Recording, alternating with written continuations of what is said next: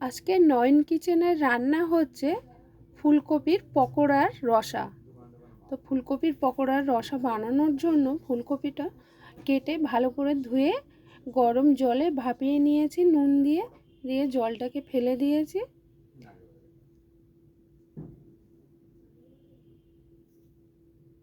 তো এই রসাটা বানানোর জন্য কি কি নিয়েছি এটা দেখতে থাকুন, পুরো ভিডিওটা দেখবেন। প্রথমে আমি ফুলকপিটায় অল্প পরিমাণে নুন দেব, পরিমাণ মতন। তো এখানে নুন দিয়ে দিচ্ছি, এখানে দিয়ে দিচ্ছি সামান্য পরিমাণে হলুদ, এখানে দিয়ে দিচ্ছি কাশ্মীরি লঙ্কার গুঁড়ো,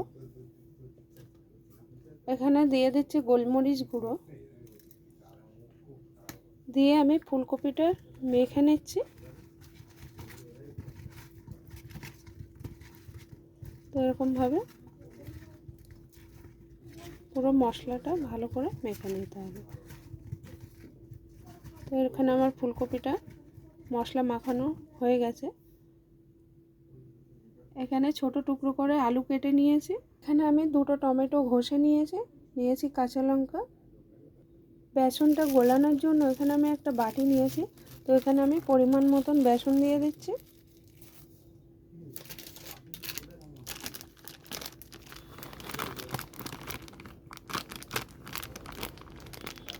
তো এখানে আমি পরিমাণ মতন বেসন নিয়েছি,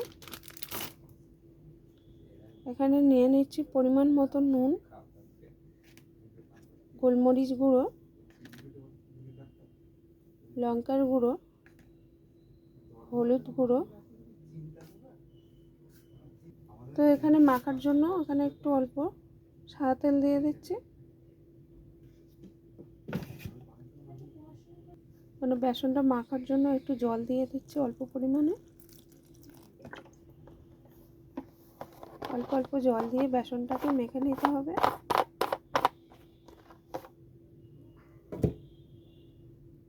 তো এখানে বেসনটা আমার গোলানো হয়ে গেছে। তো এখন ফুলকপিগুলো বেসনের মধ্যে দিয়ে দিচ্ছি পকোড়া ভাজার জন্য।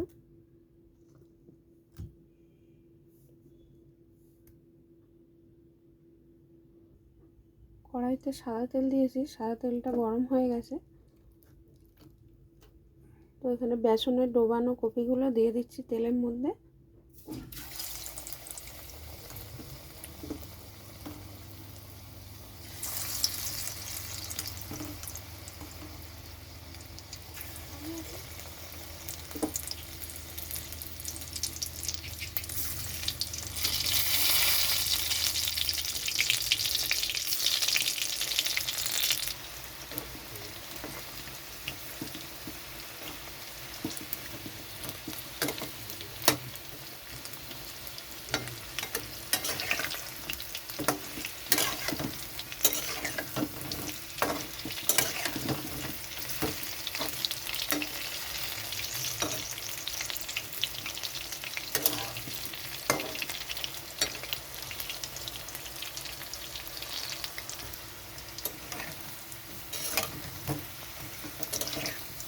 গ্যাসটা কমিয়ে রাখতে হবে ভাজার সময়, তাহলে ভিতরটা ঠিকঠাক ভাজা হবে।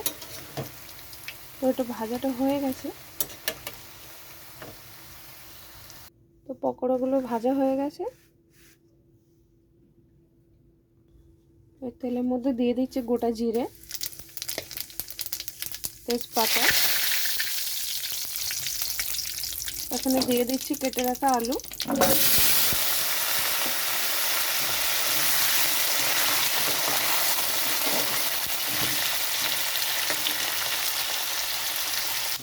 এখানে আলুটা ভাজা হয়ে গেছে।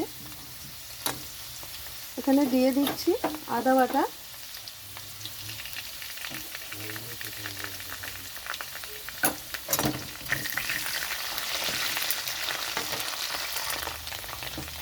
এখানে দিয়ে দিচ্ছি জিরে বাটা,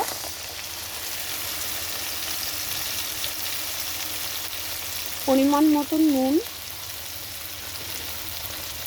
হলুদ গুঁড়ো, কাশ্মীরি লঙ্কার গুঁড়ো, এখানে দিয়ে দিচ্ছি টমেটো, ঘষে রাখা টমেটো, কাঁচা লঙ্কা।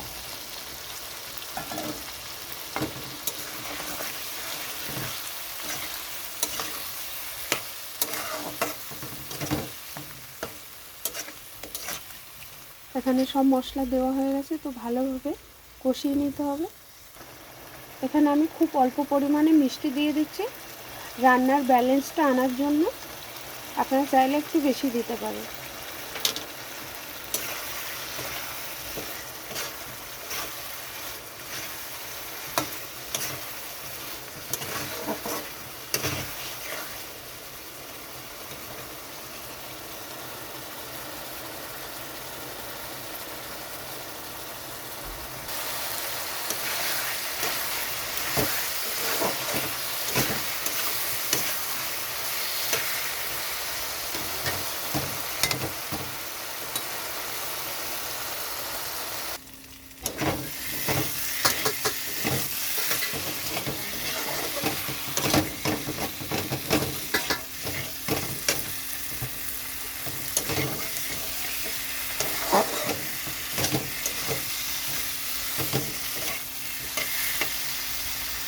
এখানে আলু সিদ্ধ হয়ে গেছে, কষানো হয়ে গেছে, তেল ছেড়ে দিয়েছে।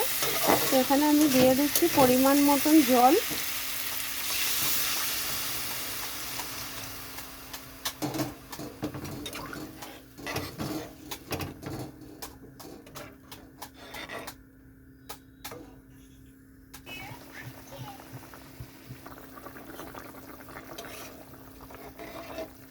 তো এখানে আলুটাও সিদ্ধ হয়ে গেছে, ঝোলটাও ভালো মতো ফুটে গেছে। তো এখানে আমি দিয়ে দিচ্ছি ফুলকপির পকোড়া।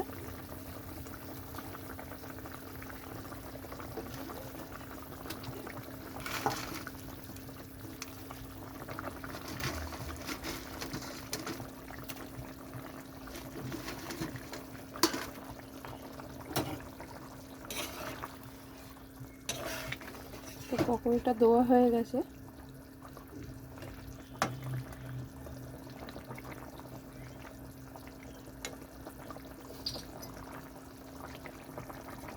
খুব বেশি ফোটালে হবে না।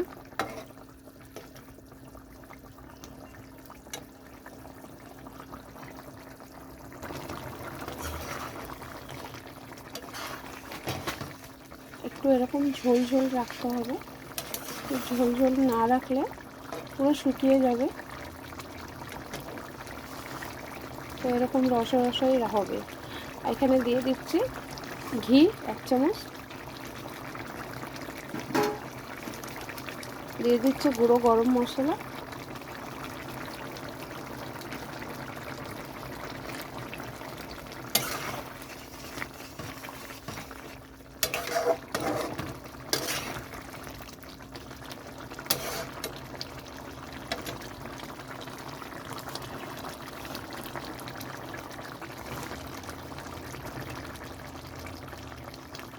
তো ফুলকপির পকোড়ার রসাটা হয়ে গেছে কমপ্লিট। তো ওটা নামিয়ে নিচ্ছে। তো রান্নাটা নামিয়ে নিয়েছি। রান্নাটা কেমন লাগলো অবশ্যই জানাবেন। ভালো লাগলে একটা লাইক করবেন।